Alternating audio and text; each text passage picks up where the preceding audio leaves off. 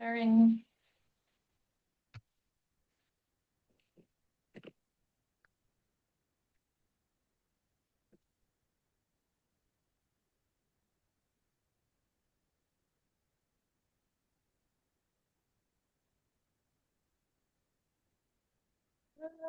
This side can't be reached. Oh no. Okay.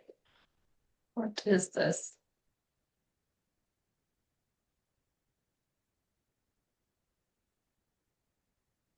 Hold please. Okay,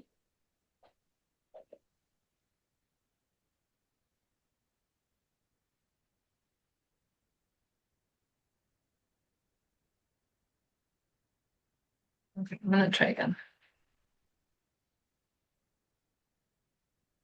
It's showing me that it is possibly live.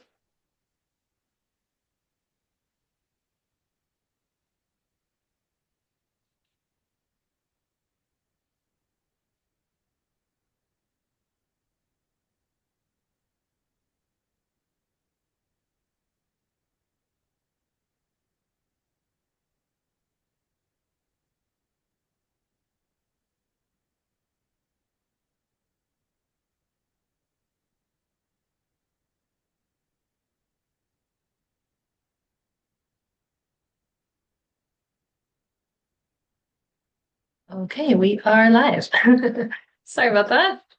Just making sure everybody is getting set up here correctly and just one more thing.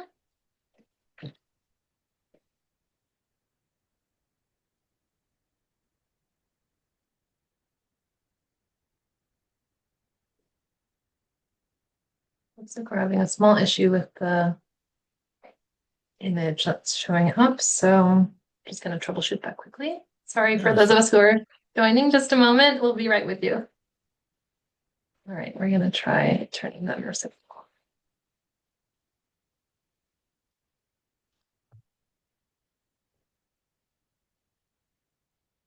All right, we're just going to move forward this way, and that way we won't have any additional issues. So thanks for everybody, to everybody for hanging in there with us. I am going to get us started. So welcome to the Nevis Outreach Campfire Chat Series. My name is Whitney Casal. I am the Director of Membership and Metrics at Nevis Outreach.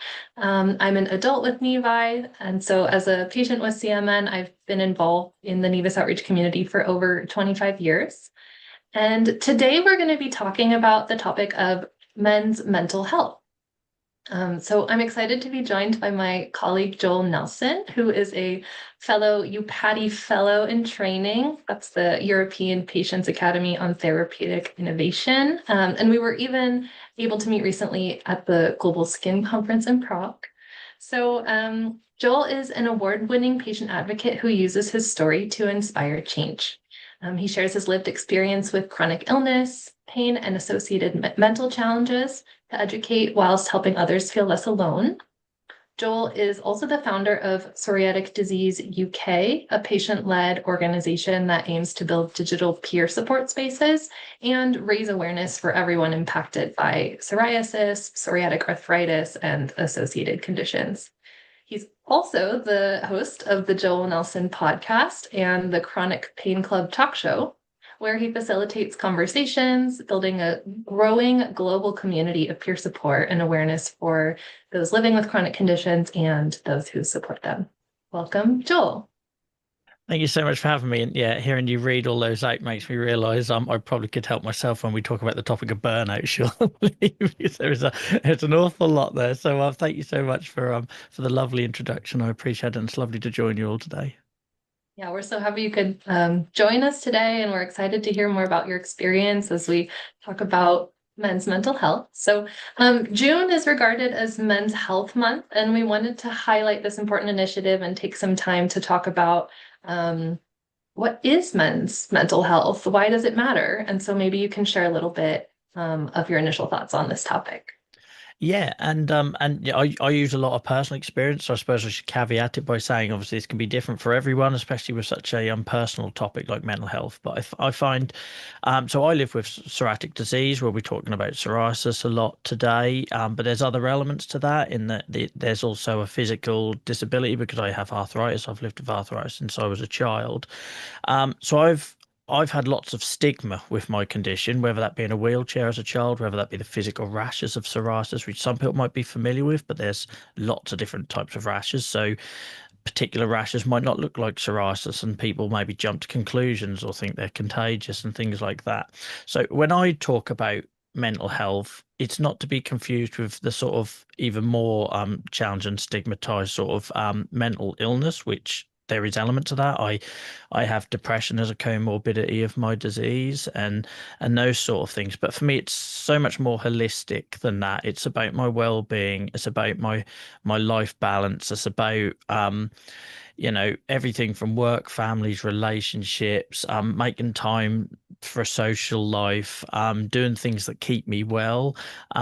And that is a particular topic. Maybe that'll come up again later, but that's a topic that I talk about quite a lot in the, if my mental health is struggling, I will go out of my way to try and do things that keep me well, such as music or getting outside or walking. But even these things are stigmatized, right? You have a day off work and people assume you're not supposed to leave the house when, if it's because it's linked to your mental health, it's probably the worst thing I could do is isolate myself and not socialize.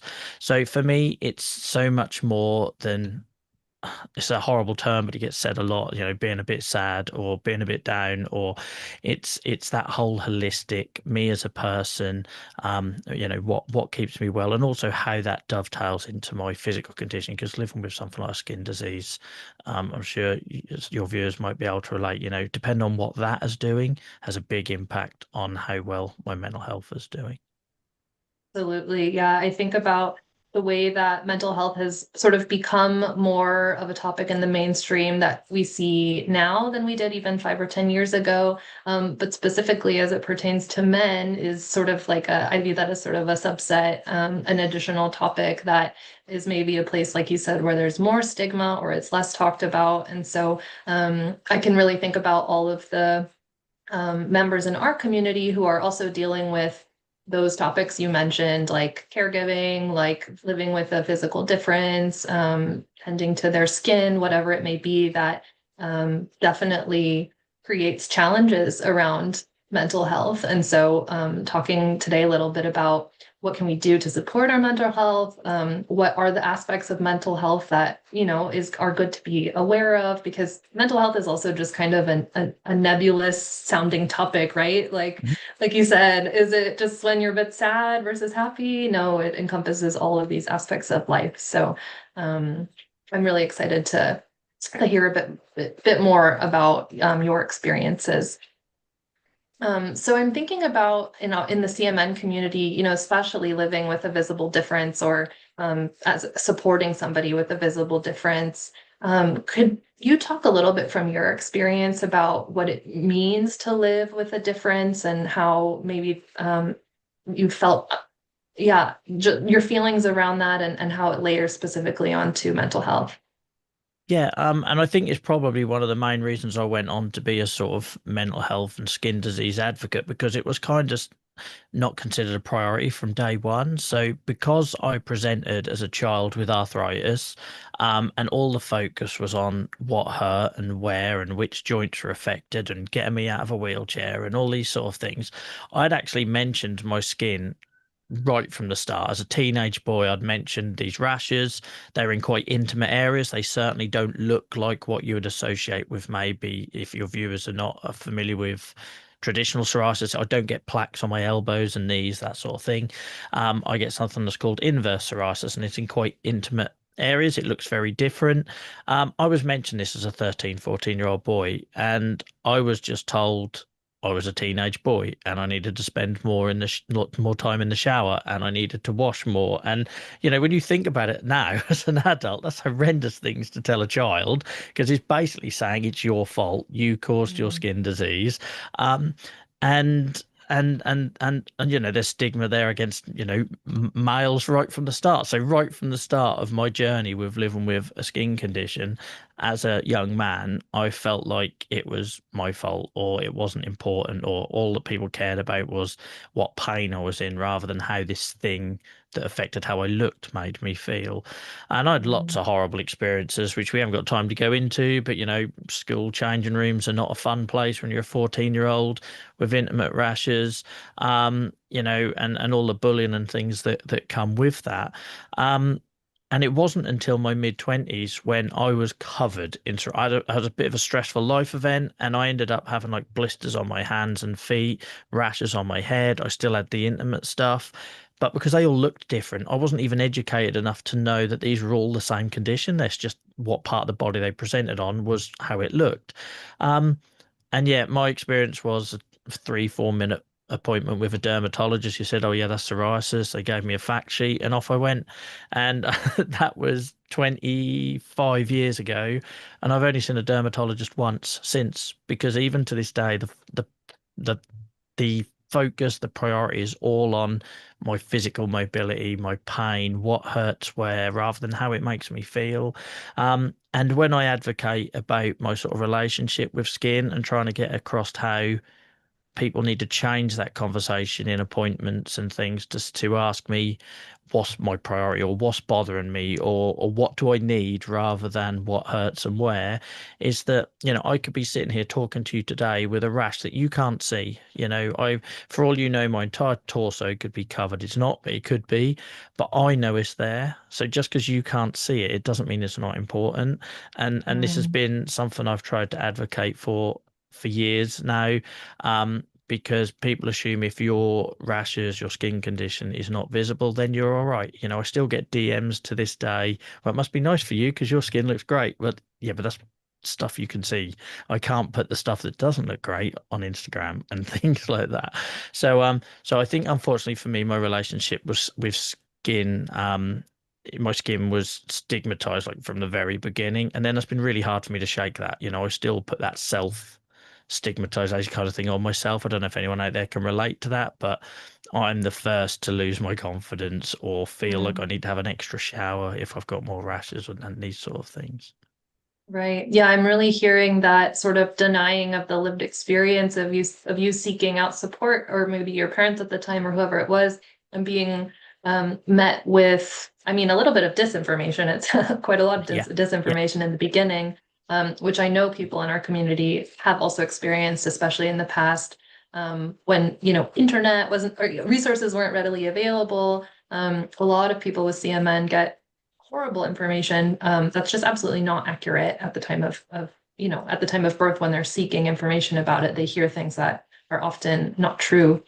um, Excuse me. But I'm also thinking about CMN can also present in a lot of different ways. So yes, it can be very highly visible. It can also be somewhat hidden, like it is in my case. I have nevus that covers about 50% of my body, but it's the part that's mostly clothed, so people don't really know that I have that. And to your point, telling the story, being able to speak about your experience is a really powerful way to be, I think, seen and understood in our own experiences, because people's perceptions may be different than what's actually happening inside of Yeah. you. And making sure as well, I'll just add to that as well, that all experiences matter. So for a long while, I struggled to get a seat at the table in psoriasis advocacy because I was considered not to have moderate to severe psoriasis, but mine is Well, well diagnosed, unfortunately, in a country that has access to the best possible treatments. And but there's been times in my life where I haven't been well controlled. And so yeah, one of the things I try to advocate heavily for is it's irrelevant if it's moderate to severe or covered or uncovered. Everyone deserves to have a view on how that condition affects them, and most importantly, affects them mentally as well. absolutely. And we might be covering this a little bit later, but do you feel like there were any specific moments or any specific times or things that happened that felt like it started to give you agency in speaking or sharing or just being understood with your conditions? I think it was a bit of a snowball effect. So I'm not embarrassed to say because it's fact, and maybe other people can relate to it. But I actively hid my condition for as long as I could. Even when I didn't know what it was, I was hiding it, because I couldn't explain it, and then it becomes a bit of a habit, right? And so even when I had the information, I didn't really know what to do with it. And then I became a parent back in 2019, and like many people, it changes you. And I suddenly realized, my son is he's a high chance of inheriting one or some of my conditions because they're autoimmune and them things do tend to run in families. And I kind of felt like I wasn't being a very good role model. And if I couldn't change what happened to me back in the 90s, I could at least try and improve the outcomes for the sort of next group of people coming along like him. So I started sharing. I was terrified, but it wasn't until I found advocacy and community and people like yourself, like how many times we've crossed over with various things and events, that I really found my voice. Because for the first year or two, I didn't feel like I should have been there. Like I said, I had lots of imposter syndrome. I felt like I wasn't bad enough. I wasn't sick enough.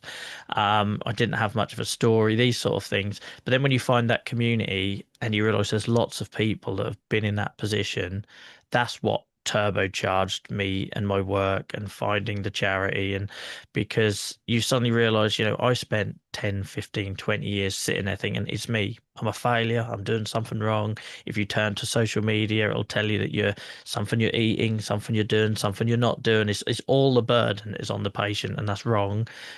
So I now share as much as I can, good and bad. I'll celebrate the wins. I'll celebrate the days like when you and I get to speak up or share things, and I'll also share the bad days because of that, so that people know that this is the real side of the story, and there are people out there just like you, not knowing what to do in that position with that condition who maybe don't have a voice. So.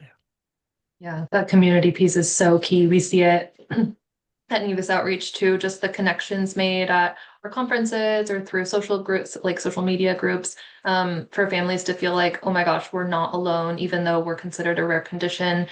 Finding each other, hearing stories that you can map onto and relate to, and maybe make decisions based off of, is such a game changer for so many, especially parents and caregivers, because it is, as you spoke to before, can be very isolating. And so I think that, yeah, and in my own experience, growing up in the Nevis community, I mean, I maybe have a little bit of a unique experience in that sense, that even though I grew up with a rare condition, I grew up knowing other people with my condition since a Right. very young age, since I was about 6 years old. So, there was still an internal process of, how do I feel about this? What does it mean in my life? And all of the mental health around it as well.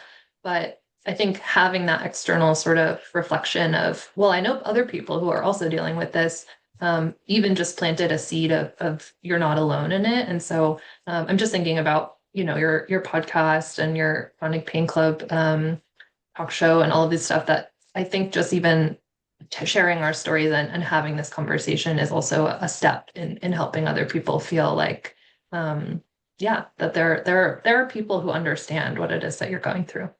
Yeah, and that's why we work so hard, right, to try and fill those gaps and meet people where they are. And I know for me, like, because not only does creativity help my mental health, if I'm having a bad day, picking up a guitar or playing a computer game or just using that other part of my brain helps me switch off, gets a bit of a mental break from whatever I'm dealing with.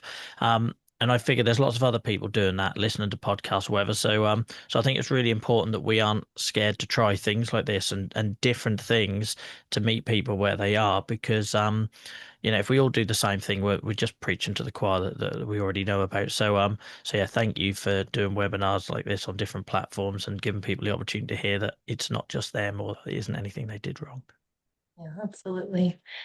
So you mentioned your family, and I wanted to know a little bit more about balancing just life, identity, caregiving, all of those aspects together, and yeah, some of your experiences with that, if you have any stories or tips for our audience. Yeah, I think I'll probably start it in my usual candid way and say I'm human and I fail at that quite a lot. I do take on too much. I don't always communicate, especially like I know we're talking about skin today, but when I'm in pain, I'm not always the best at communicating that. Same applies to low mood, depression, anxiety, these sort of things. I think communication's a massive key. There was a time a couple of years ago I used to actually wear traffic light wristbands because I was so bad at it back then that my wife could at least see if I was wearing a amber or a red and sort of bear that in mind. So if anyone hasn't tried that, that's one thing you can do. Some people do Love that magnets on the idea. fridge door. Yeah, you can do magnets on the fridge door as well. So you don't have to have the conversation, but you're just like putting that signal out there to the household. I'm struggling. I might not be able to deal with it, or my fuse might be short, and it's nothing you did wrong. It's my fault. And so yeah, that's something we've done in the past. But I think communication is really important. And an example I tried to use with the whole balance and communicating, because far too often I go to an appointment, right, and there's one chair in the consultant's room, or my wife has to wait down the hall in a different waiting room. And it's madness. We shouldn't be making it that it's just about the patient. It's, if my wife is my caregiver, if she falls down, then I fall down, and no one asks her how she is. Nobody makes her feel welcome at the appointments and these sort of things. So I try to talk about that to break that down. So when you're considering what to do about with my condition, factor in my wife, factor in my son. And a really good example of that is what started my advocacy journey. I started sharing my story not just because I become a father, but the very same month I become a father, they changed my medication, and within 3 months I went from playing rugby to being back on crutches. My life completely changed, and all it would have taken was for one person to ask me what was going on in my life at that point. So communication is really key. Factoring in the wider network, caregiver support group, whatever that looks like for you, is really important. And then trying to sort of reframe that conversation, um, so that rather than doing things like, as a man, I don't think I'm the only man that struggles with this. There's society and cultural reasons why we're like this. We feel like we have to provide. We feel like we have to, run ourselves into the ground and not let people down and be the strong one. And you can't always be that, especially with a skin condition. There are days when I do not want to walk out that door, even if no one else can see it. So reframing that conversation rather than trying to like take things off my hands. I like people to ask me, what do I need? And that is something that helps me a lot. So for example, if I look outside and I can see the grass getting longer, that's my job. I do the grass. That's my thing. If someone just goes and cuts that for me, that hurts, that starts all sorts of feelings of grief and things like that. So rather than assuming and doing things, it's like asking me, well, how can I help you today? And that, I'm not talking about physical there, but it really applies to mental health as well. So if you know someone's struggling, asking them if they need anything, asking them if you can do anything, so that they keep that ownership. They feel like they're still at the wheel, but you can maybe lighten the load on them a little bit. Yeah, I love that. And I was thinking, as you were mentioning, excuse me, having your partner in the picture, or your wife and your son, that feels like such an important piece that we don't talk about, because I think from a general perspective, the healthcare system is very focused on the patient. So whether that's you as the person who's affected, or it's your child, if you're the parent, or somebody you're caregiving for, or is in your family or in your wider community, um, I think there's maybe a little bit more awareness about, the parent or the caregiver, but I love bringing in that piece of, also for the person who's affected, maybe who are the supporters in my life, who are in my life every day, and who are actually doing caregiving as well. So that could be a partner, that could be a sibling, that could be, a child, that could be a whole series of people. And so I think it's so important to think about that family dynamic as a holistic way to approach care, and not just, as you spoke to previously, assessing one aspect, like from a dermatological lens, we're looking at the skin, but we're not considering other factors. But also, yeah, we're supporting the person affected, but by creating community and connection around their systems of, family and friends, that's also providing support. And I think that I'm just so happy you touched on that, because I think it's such an important piece that really gets overlooked very often. Yeah, and the value of holistic approaches to these things is huge. Like it's so much more beneficial for me if we are making decisions with those people involved. And sometimes, we're talking about mental health today. Sometimes I'm not the best person to be making those decisions. If I'm struggling, I may be focusing on the short term fix rather than the long term. It's all them sort of things that come into it. So yeah, and I'd also say don't let anyone define to you what your support network caregiver looks like, because I've been laughed at when I've said my son, he's 6 now, but there was times when he was 4 when I would define him as my caregiver and people would laugh. I said, well, no, because he knows in the morning if I'm struggling before I even do. Sometimes he can just Mm. tell if I'm slow doing the routine, or if I maybe spend a bit longer in the shower or whatever that might look like. So yeah, I think that's for you to define. It doesn't have to be immediate family. It can be just anyone you feel comfortable with. Right. And I think that's really empowering too. We don't necessarily need like a professional available to us at every moment. We can really think about what are the supportive pieces in our life as our life already is. And that really creates a lot of opportunity for small actions to support our mental health, as opposed to, it can feel really, especially when you're getting started, supporting your mental health if you've never like worked with a therapist before, or if you've never had conversations about mental health before. I know it can feel really overwhelming. And so that framing of like, well, what can we just do with where we are now? I love the wristbands, the magnets, like connecting with your family members or your friends, that feels really, really helpful. Yeah. Yeah, communication is key. Even when it feels like it's the last thing you want to do, find a way to do it. It doesn't need to be verbal. There's other ways around it. Yeah. Well, Joel, I feel like we could keep talking for another half hour. It's been so fantastic to connect with you, and your real life examples have been really, really helpful and encouraging, and also just honest and transparent. And I really appreciate you sharing all of that. I wanted to know, for anyone who's interested in maybe connecting with you, following your work, where might they be able to find you? Yeah, sure. Firstly, thank you. It's my pleasure. This is a topic it's really important to cover, so thank you for doing that. And yeah, if anyone wants to get in touch, most of my social medias is at Joel versus Arthritis, JOELVS Arthritis, or if you just go to joelnelson.uk, you'll see a list of all the links because it's constantly changing. I can't keep up with my own projects half of the time. So, but basically, I try to find ways. We've talked about it tonight, but I've tried to find ways of like getting people to start conversations where they already are. So hopefully, if you go look at those, you'll find some ideas that maybe helps you. Just talk to someone. Doesn't matter who. Doesn't need to be a loved one. Does just someone you trust. Just have a conversation. Yeah, absolutely. So just a reminder to everyone watching, this will be available on recording. At the end of our campfire series, we'll be sharing it via our the Nevis Outreach YouTube channel. So if you missed it today, don't worry, you'll be able to see it again later, or you can watch it again if you found some helpful tips and tricks you'd like to revisit. So Joel, thank you so much for joining us, and we hope to connect with you again soon. Thank you very much. My pleasure.